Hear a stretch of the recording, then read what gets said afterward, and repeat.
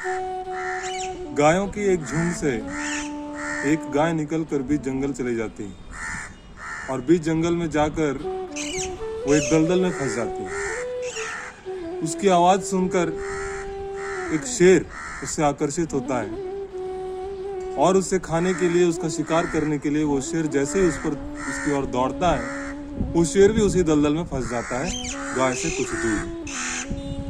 इस पर गाय उस शेर की ओर देखकर मुस्कुराते हुए पूछती है कि क्या आपका कोई मालिक है?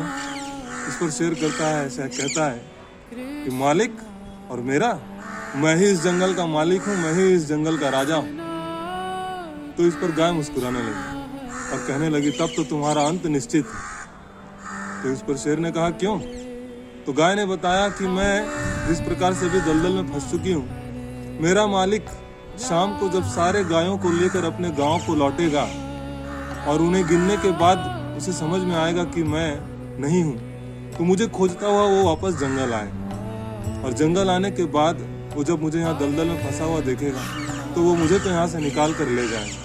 लेकिन दुर्भाग्य की बात यह है कि आपका कोई मालिक नहीं और आपको कोई बचाने वाला भी नहीं। ठीक उसी प्रकार से भले ही हम अपने जीवन में कितने ही प्रगति ना क्यों कर लिए हो, हमने कई पैसा कमा लिया हो, बंगला, गाड़ी, शौहरत, बहुत कुछ कर लिया हो, लेकिन फिर भी हमारे गुरुजनों की ऐसी आदेश रही है कि कोई व्यक्ति कितना भी ऊंचा क्यों ना चला जाए, उसके जीवन में एक गुरु अवश्य होना चाहिए, किसी बड़े का हाथ अवश्य होना चाहिए, अन्यथा उस व्यक्ति की दुर्गति निश्चित। आज इस बुद्ध पूर्णिमा के अवसर पर, जिसे गुरु पूर्णिमा भी कहा जाता है, हम आप सभी लोगों को बधाई देते हैं और आशा करते हैं कि आप सबों के जीवन में भी आपको संभाल कर रखने के लिए, सही दिशा, सही मार्गदर्शन करने के लिए आपके जीवन में भी एक गुरु अवश्य हो।